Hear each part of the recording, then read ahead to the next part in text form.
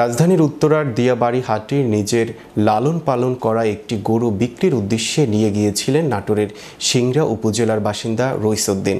সেখানে গত ৫ জুন ১,২৩,০০০ টাকা দামে গরুটি বিক্রি করেন তিনি। কিন্তু গরু বিক্রি করতে গিয়ে জালিয়াতির শিকার হন তিনি।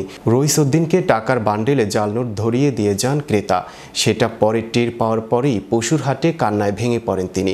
সম্প্রতি সামাজিক যোগাযোগ মাধ্যমে পশুর হাটে জাল টাকার নোটের বান্ডেল হাতে কান্নারত অবস্থায় সেই বৃদ্ধের একটি ভিডিও ব্যাপক ভাইরাল হয়।